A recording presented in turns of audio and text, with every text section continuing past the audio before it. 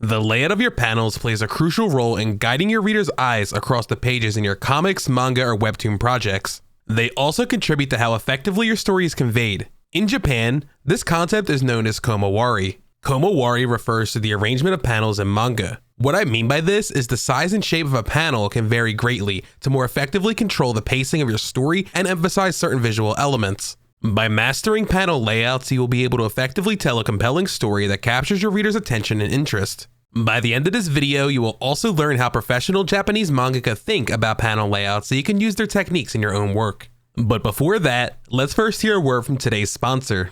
The first 500 people to use the link in my pinned comment will receive a 1-month free trial of Skillshare. Did you know Skillshare is the largest online learning community for creatives with thousands of online classes and members? What I love about Skillshare is it's an on-demand platform with stackable lessons, meaning members can learn at their own pace, no matter their skill level. Right now, I recommend the learning path, Your Creative Business. Build it, brand it, launch it. This 7-hour course will teach you how to brainstorm your perfect business, find an audience, and build a smart online presence. Skillshare has everything you need to make 2024 the year your side hustle comes to life. Whether you want to build a subscriber base for your email newsletter, learn how to be more productive, or open your first Etsy shop, Skillshare can help you get there. There are even Skillshare exclusive courses centered around creating comics and manga. Don't miss this opportunity to invest in yourself. Click the link in my pinned comment to begin your first month of Skillshare. Now, let's get back to the video. The term komawari originates from the Japanese board game shogi. It directly translates to the distribution of pieces. Think of it like this. Manga panel layouts can be compared to the strategic placement of shogi pieces or chess pieces on a game board.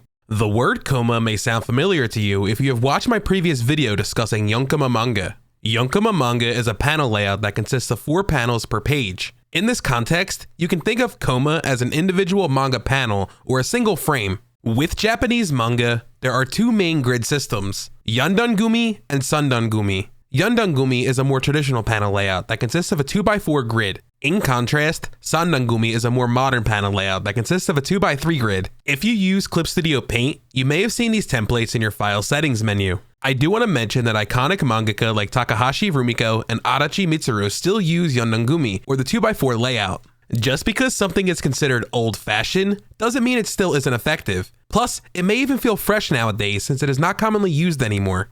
What I want you to focus on is the way your eye travels across these different panel layouts. Since Japanese manga is read from top right to bottom left, your eye will travel in this S shape or this double S shape. These curves are a very common technique used by Japanese mangaka to direct the reader's attention right where they want it. If you don't use an S-shaped curve, you may unintentionally create panel blockage. Panel blockage is a term used to describe when comic panels are obstructed or hard to follow. For example, a manga page like this can also be read like this. To avoid this common pitfall, pay attention to the placement of your speech bubbles and the angle your characters are facing. You can use visual cues to help direct your reader's eye. One way panel blockage can occur is by placing too many panels on one page.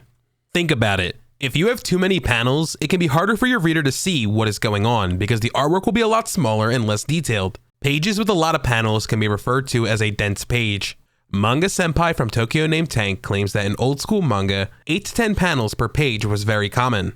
Nowadays, he says 6 to 7 panels per page is the average in modern manga. He also claims that less than 6 panels are becoming increasingly more popular in newer series. Take for example these pages from Akane Banashi, Dandadan, and Kaiju No. 8. According to manga artist Enrico Croce from Silent Manga Audition, many professional mangaka think about the balance of their page before they even start it. He said that it is important to space out the densely paneled pages. I mean, it makes sense, right? If a reader sees a page full of dialogue and millions of panels, they may become bored faster or choose to not even read your work. Enrico Croce recommends using a rough paneling approach at the beginning of your chapter, denser pages in the middle, and rougher pages at the end to make your manga easier to digest. The opposite of a dense page is known as a rough page. In rough pages, less manga panels are used, giving your artwork a lot more room to breathe. Both panel types have their uses. For example, shonen manga series like Bleach utilize rough pages for battle scenes. In contrast, dialogue-heavy series like Death Note use denser pages to convey lots of information. Most manga artists will want to learn how to utilize both page types in their work so they can fully express themselves in their story. You can also take into account the thickness of your gutters. The term gutter refers to the space in between your comic panels. Something unique about Japanese manga is the thickness of your horizontal gutter is often thicker than your vertical and diagonal gutter. The lines that form your panels are known in Japan as wakusen. Gutters are important because they help you group your panels together horizontally. They also help you convey a passage of time. For example, a thick horizontal gutter may indicate a changing scene or a longer passage in time. In contrast, a thin vertical gutter may indicate an instant response or a shorter passage in time. In Japanese manga, there is often a main focal point on each page. In most cases, this panel will be the largest one. Manga page layouts are often built around this central panel, acting as a build-up or providing supporting information to the reader.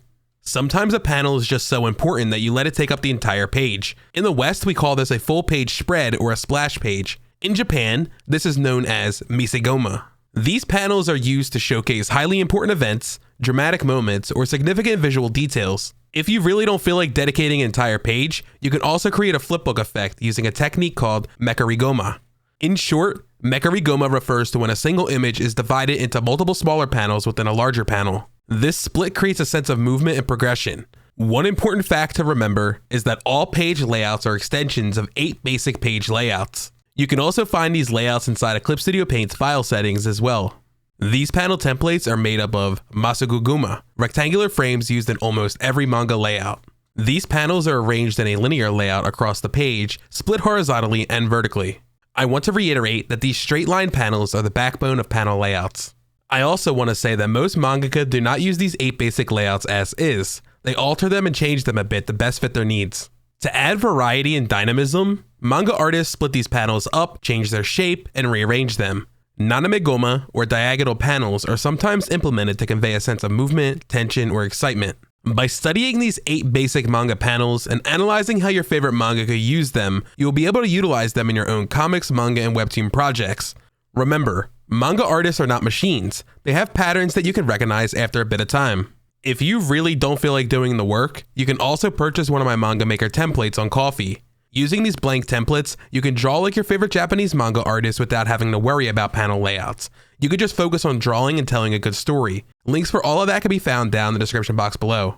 Hopefully you were able to get some value out of this video. If you did, please leave this video a thumbs up and subscribe to my YouTube channel if you haven't already. Leave a comment down below telling us which manga series has the best panel layouts in your opinion.